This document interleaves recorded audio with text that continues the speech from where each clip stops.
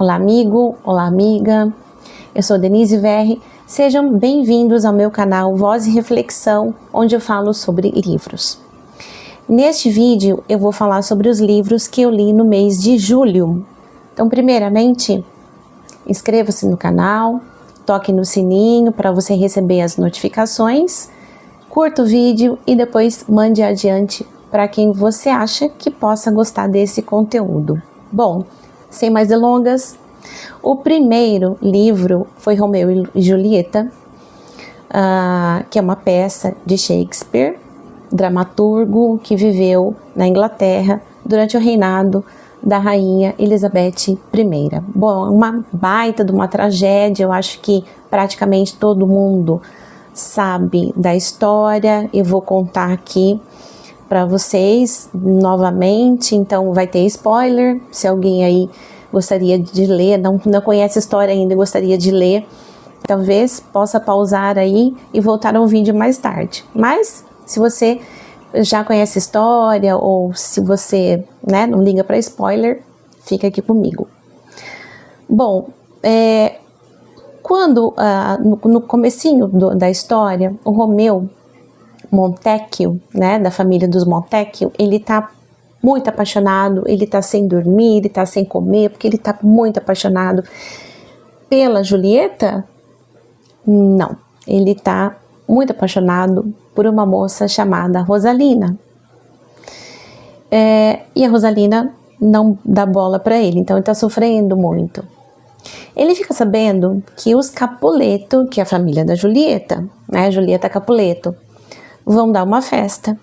E ele descobre que o nome da Rosalina está na lista de convidados. E ele vai de penetra para ver se ele encontra a moça lá.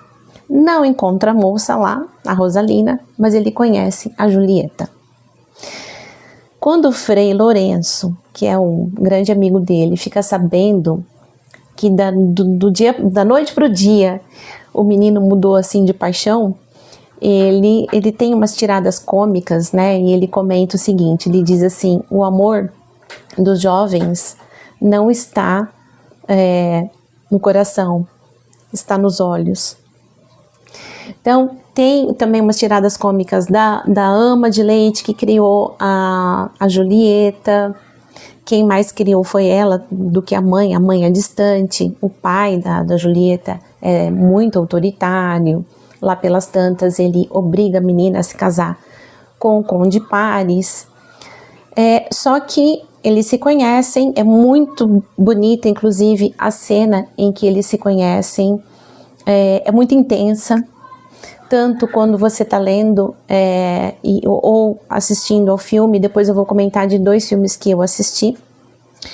Dá uma impressão de reencontro de almas, é muito bonito. Realmente, Então a gente pensa, talvez, a Rosalina não fosse a cara metade, realmente foi a Julieta, Eles precisavam ter se encontrado. Só que os dois descobrem que uma é Capuleto, outra é Montecchio, não podem ficar juntos, não deveriam, e acabam tendo que casar escondidos. Quem faz o casamento é o Frei Lourenço. E aí fazem besteira, casam, escondido das famílias. E aí, nesse meio tempo, é que o pai faz com que ela fique noiva do conde, ela fica desesperada. Nesse meio tempo também ocorre que o Teobaldo, que é primo dela, é o personagem, assim, cão chupando manga, desorba no escuro. É o cara chato que fica instigando o ódio mais ainda entre essas duas famílias. Ele acaba atacando o Mercúcio, que é um grande amigo do Romeu, e o Mercúcio acaba morrendo.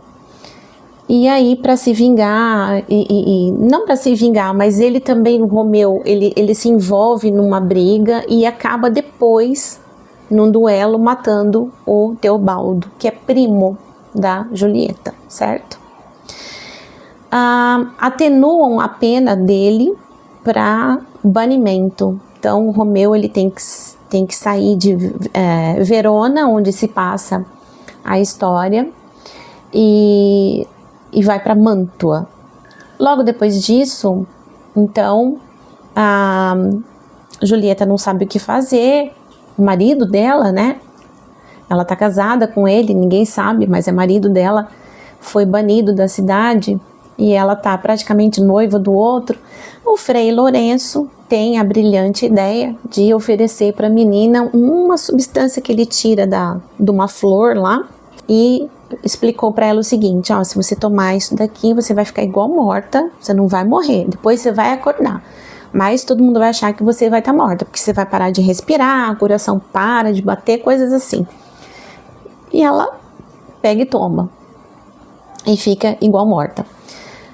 Ele manda uma carta a ser entregue por um mensageiro pro Romeu lá em Mantua, certo? Explicando tudo, falou: olha, ela morreu, mas é de mentirinha, tá? Vem pra cá, pega ela e vocês dois fogem. Muito bem. Esse mensageiro não chega por uma questão de lá se desencontra, né, no caminho, e um criado do Romeu chega e conta a versão que ele acha que é a verdadeira, que a menina morreu, que a Julieta está morta.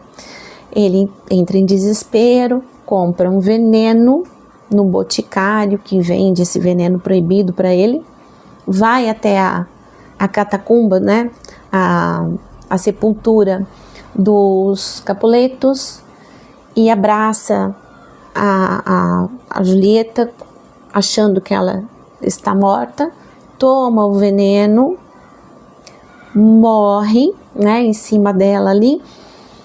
Imediatamente depois ela acorda, entende, soma, né, 2 mais 2 e fala: ai, a carta não chegou por algum motivo, ele achou que eu estava morta de verdade, não deixou nem um pouquinho de veneno para mim, pegou o punhal dele e se mata. É uma tragédia de Shakespeare, com todas as letras, né, com T maiúsculo. E muito triste, e a gente vê que a genialidade do Shakespeare reside realmente no fato de que você vê coisas que aconteciam no século XVI, acontecem, né, nos dias atuais, tão jovens, né, impetuosos, que não pensam antes de agir, famílias, né, que às vezes o pai é muito autoritário, fica obrigando a filha a fazer o que ele quer, aí a menina acabou fugindo. Então a gente vê coisas, né, relações familiares, atitudes que os jovens, atitudes impensadas que o jovem toma, que são temas ainda atuais. Bom, 2 versões cinematográficas que eu assisti, a de 2013, ela é bem fiel, só que foi um filme que não foi bem recepcionado, teve uma nota bem baixa lá. Eu gostei muito, não sei por que a nota foi tão baixa. Dizem que foi porque simplificaram muito o texto, então os críticos, estudiosos do Shakespeare não gostaram deste fato. Mas a fotografia, as roupas, filmaram naquele castelo que tem lá em Verona, realmente. Eu tive a graça, né, de visitar a Itália e fui a Verona, e eu vou colocar foto aqui para vocês do lugar onde, inclusive, eles filmaram a cena da briga do Teobaldo, em que o Mercúcio acaba morrendo, e depois a retaliação lá que o Romeu acaba matando depois do Teobaldo. Então eles gravaram ali, naquele palácio lá de Verona. Também tirei foto na casa dos Capuleto, ali na famosa sacada, tem uma estátua da Julieta. Do Romeu eu não vi, mas eu vi da Julieta, e aí eles têm uma superstição, uma crença, né, que você coloca a mão no seio direito dela na hora de tirar a foto, que dá sorte. Bom, enfim, acho que tô viva até hoje, acho que tá dando sorte, né? Bom, quanto ao filme de 2013, tem a direção do Carlo Carley e a produção do Julian Fellows, que é o mesmo produtor de Downton Abbey, que quem não assistiu, assista, que é maravilhoso, é maravilhosa essa série. O Romeu é o Douglas Booth e a Julieta é Hayley Stanfield. São lindos, lindíssimos. O Romeu, então, é demais de lindo. O outro filme que eu assisti, de 96, então mais antigo, e esse teve uma aceitação bem maior, apesar de ter sido uma baita modernização. É aquele com o Leonardo DiCaprio e a Claire Danes. Leonardo DiCaprio está no auge da sua boniteza, né? Ele tá muito lindo, a Claire Danes muito novinha, uma fofa. E a cena em que eles se veem pela primeira vez através do aquário é impagável. Então merece muito ser assistido. O que aconteceu? Eles inventaram nessa versão uma cidade fictícia chamada Verona Beach. Parece ter um quê assim de Flórida, Miami, sabe? E as duas famílias, os Capuletos e Montecchios, são duas famílias mafiosas, né? Inimigas, mortais. E se passa nos dias atuais, então eles usam jeans, tênis. Só que o que eles fizeram? Qual foi a grande sacada que o pessoal gostou muito do filme? Eles mantiveram o texto original do Shakespeare. Então chega até a ser muito engraçado às vezes que eles puxam um revólver, né? E só que dizem assim: guarda essa espada, porque eles não modificaram, não modernizaram nada as falas e modernizaram todo o restante.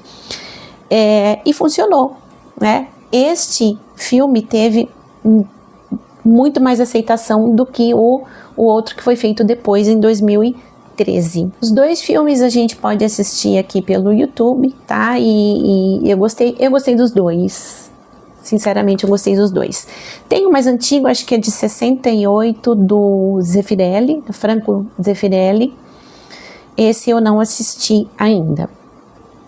Bom, o segundo livro que eu li se chama Contos de Fadas Celtas, que foi uma coletânea aqui organizada pelo historiador Joseph Jacobs.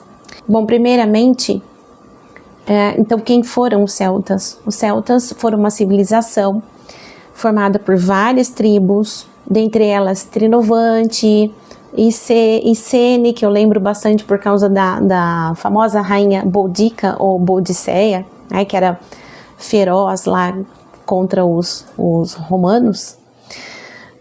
E eles viveram na Europa Central, na Gália, onde hoje é a França, nas Ilhas Britânicas, na Península Ibérica.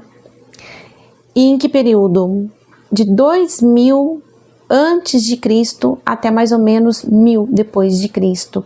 E esse é um dado interessante e importante a gente saber, porque várias histórias de fadas, né, dos celtas, você percebe essa transição do paganismo para o cristianismo e como esses povos, eles resistiram, lógico, né, eram contra, não queriam aceitar o cristianismo. As lendas arturianas também, né, o rei Arthur era um celta porque ele era bretão, só que ele já era cristão, convertido, tentava converter também as pessoas, e a que mais batia de frente com ele era a meia-irmã, a Morgana, que era a deusa do lago, né, depois da Viviane. Quem não leu As Brumas de Avalon, fica a dica, é maravilhoso, uma quadrilogia que conta bastante, frisa bastante essa disputa aí entre o paganismo e o cristianismo, e a negação dessa nova ordem. O que a gente mais encontra, então, nesses contos de fadas celtas, além das fadas, né, elfos, duendinhos, o mais famoso sendo dos duendes é o leprechaun, né, que é o sapateiro, que faz os sapatinhos para as fadas, que elas gastam muito sapatinho de tanto dançarem. Gigante também, os gigantes, eles são uma figura que aparece muito nos contos mais aí dos ingleses, País de Gales também, né? E essa influência dos celtas, ela ainda é forte, mais na Irlanda e no País de Gales, principalmente na Irlanda. A maioria dos contos aqui são irlandeses, alguns são da Escócia, outros são do País de Gales, né? Mas como que eu posso dizer?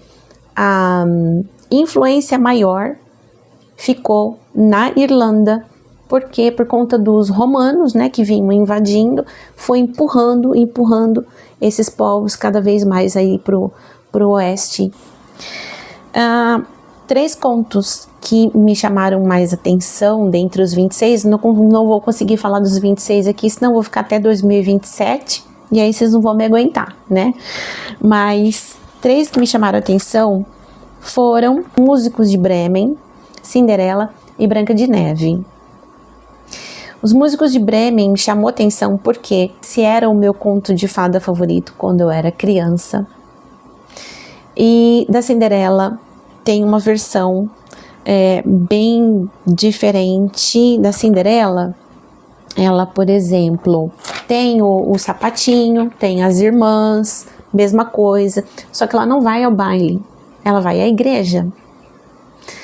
E a fada madrinha dela é tipo uma bruxa, o que a gente chama de bruxa, e na era cristã taxou de bruxa, mas nada mais era do que uma mulher ali que era uma sábia, curandeira, conhecedora de ervas medicinais. Então, esta fada madrinha, que é a bruxa, ela diz o seguinte: ela providencia o vestido, é um vestido mais lindo que o outro, são 3 vezes também, então 3 vestidos, 3 pares de sapatos diferentes e 3 cavalos. Cada vez que ela vai, ela tem que chegar até a porta da igreja, esperar a missa acabar, quando todo mundo virar e olhar para ela, dá no galope e vai embora. Na terceira vez, o príncipe, que já estava encantadíssimo por ela, consegue tirar um sapatinho dela. E aí é aquela mesma velha história. Sai procurando. As irmãs mutilam os pés, cortam o dedão, cortam o calcanhar, como na versão dos irmãos Grimm. Então o Perrault tirou, né, essa parte, que era muito feia, para as damas lá de Versalhes, não é? E depois os irmãos Grimm retornaram com as mutilações dos pés das irmãs feiosas. E ele acha a moça, casa com ela e tal. Então, depois é diferente também. Eles vão, aí fala que eles têm um monte de filhos. A história prossegue, vai um pouco além da parte que a gente conhece. O outro conto que me chamou a atenção, uma versão muito antiga da Branca de Neve. Tem outro nome completamente diferente, tá? Ela se chama Gold Tree, seria árvore de ouro. E a mãe se chama Silver Tree, que seria árvore de prata. Não é a madrasta que tem ciúme dela e que persegue ela, é a mãe. É a mãe verdadeira. Não há também um espelho, tá? Nessa versão, a mãe, ela vai até um poço, lá no fundo do poço tem um peixe, ela pergunta pro peixe, quem é a mais bonita? Quem é a mais bonita, tá? E o peixe responde que é a filha. E ela não manda o caçador matar a filha. Ela dá a filha como noiva para um príncipe de um reino distante, então a menina vai embora. Só que ela persegue a menina mesmo porque o peixe continua dizendo que a filha é mais bonita que ela não aceita. E ela consegue matar a menina com uma farpa que entra no dedo. O marido, né, deixa ela num quarto trancada, onde ela permanece, igual na história que a gente conhece, que ela fica dentro de um caixão de vidro, né, como se ela estivesse só dormindo, porque ela continua com as bochechas rosadas e bonita e tal, mas ela fica lá um ano depois ele casa de novo, e aí parece o Barba Azul, né, porque ele fala assim pra mulher: olha, você pode entrar em tudo quanto é lugar, menos no quarto X. E aí o que ela faz?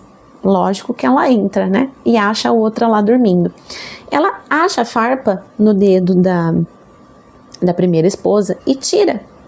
E aí a Branca de Neve acorda. E sabe o que acontece? Os três viveram felizes para sempre, os três. Então a gente vê assim que da cultura celta, né, não eram monogâmicos, né, então ficaram casados os três ali. Então a gente percebe traços da cultura celta. Eu achei muito interessante por causa disso. Eles não se chamavam de celtas, né, eu disse para vocês que eles tinham cada um a sua tribo, havia várias tribos diferentes. Hoje em dia é que todo esse pessoal aí foi denominado de celta. Bom, o terceiro livro que eu li foi Our Mutual Friend, Nosso Amigo em Comum, do Charles Dickens. Sempre que eu termino de ler um livro do Charles Dickens, eu digo o seguinte: bom, porém cansativo, cansativo, porém bom.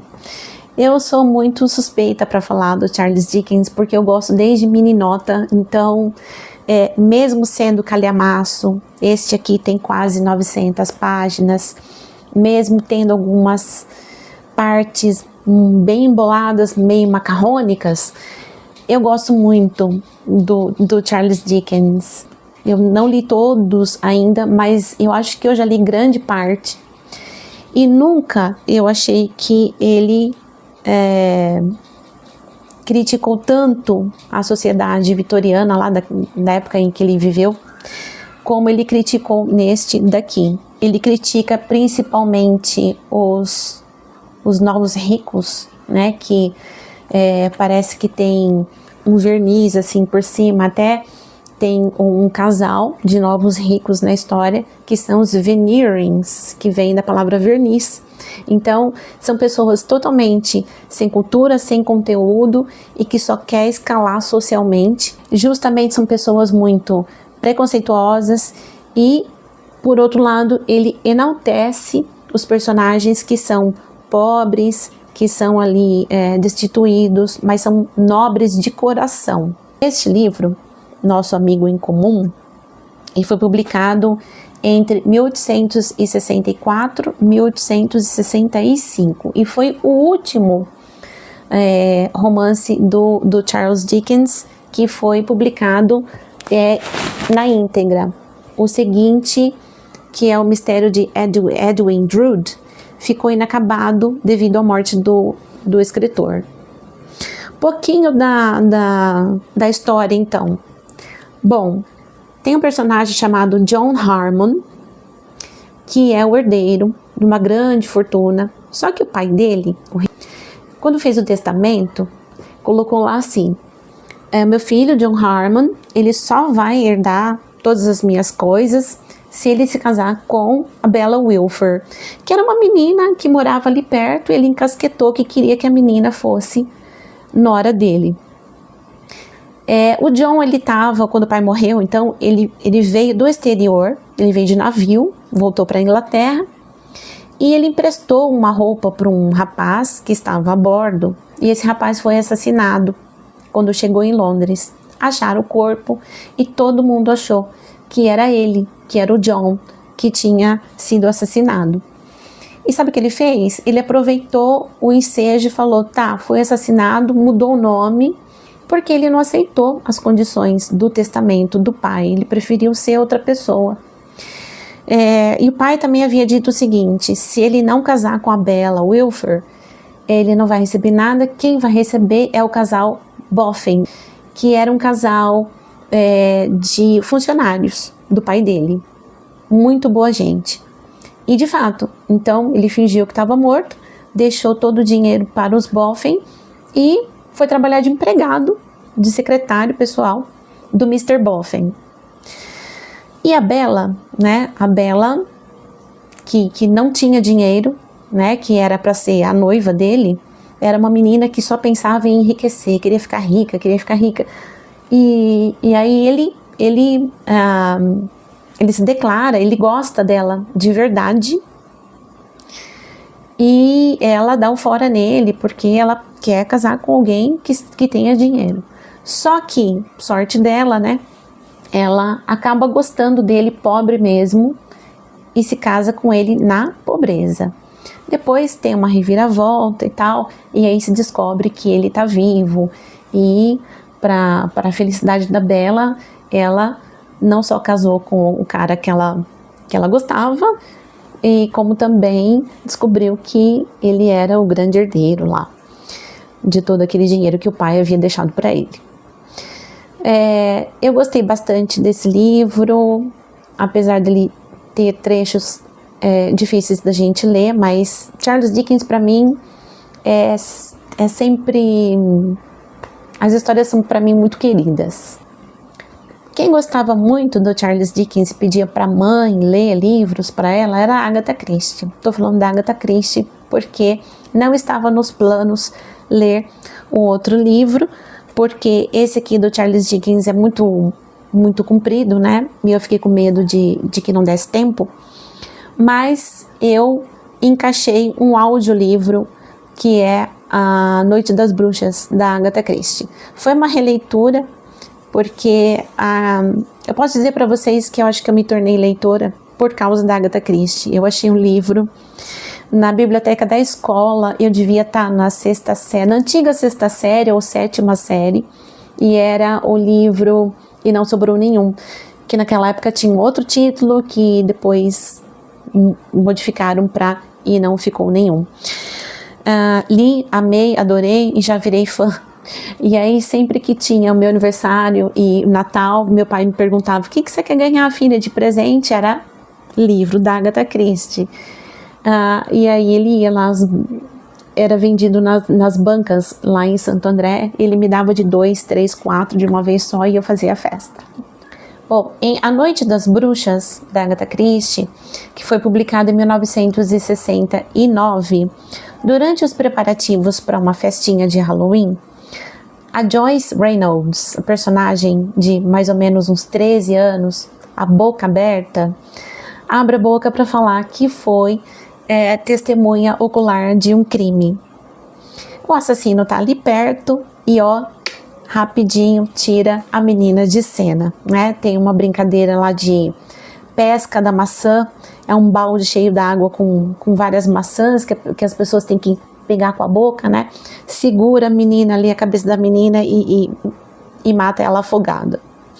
É uma história do Hercule Poirot, o famoso detetive belga da Agatha Christie, que a gente adora, que a gente ama. E aparece também nessa história a Ariadne Oliver, que é aquela personagem que é uma escritora de romances policiais, dá a impressão que é um alter ego da Agatha Christie. E ela é amiga do Hercule Poirot, né? Ela estava na festa onde tudo isso aconteceu e depois ela chama então o Poirot para investigar. E no final, né, gente, tudo sempre perfeito, muito bem explicado o final, tudo faz sentido e ficamos satisfeitíssimos sempre com os finais dos livros da Agatha Christie. Neste caso foi uma releitura, foi um audiolivro, inclusive, deixa eu ver aqui, da HarperCollins, tá? Eu anotei para falar para vocês, e produção da Bookwire Brasil. Eu ouvi pela Audible, que eu tenho ali dentro da Amazon Music. Eu tive a felicidade de visitar Torquay, que é a cidade natal da Agatha Christie, visitei o museu, o Yacht Club, que o pai dela frequentava, o Pier, lá em Devon, né, na Inglaterra. E foi, para mim, isso já faz anos atrás, olha, eu tinha cabelo comprido e tudo, né, meu cabelo comprido, e foi uma alegria, né, foi um sonho, um dos meus sonhos realizados, com a graça de Deus. Então, gente, eu acho que foi isso. Se você não me segue ainda no Instagram, dá uma olhadinha lá em oslivroseueu.deniseverri. Eu faço uma brincadeira, todo final de mês eu faço um sorteio dos livros que eu vou ler no mês seguinte. Eu tenho uma caixinha onde eu coloquei o meu TBR, tanto no Kindle. Eu achei um monte de livro parado no Kindle, eu falei, não, eu preciso ler esses livros aqui, então eu sorteio, e aí não tem muita escolha, o que eu sorteei tá sorteado, é aquilo que eu vou ler no mês. Então dá uma olhadinha lá, fica até divertido o sorteio que eu faço para mim mesma. Então é isso, pessoal, foi uma enorme satisfação mais uma vez ter gravado esse vídeo para vocês, espero que vocês tenham gostado. Mais uma vez eu peço para vocês se inscreverem, ativar o sininho, deixa o seu like aí e passe esse vídeo adiante para quem você achar que pode gostar desse conteúdo. Muito obrigada a todos que ficaram até o final desse vídeo e nos vemos em breve. Um beijo a todos. Tchau, tchau.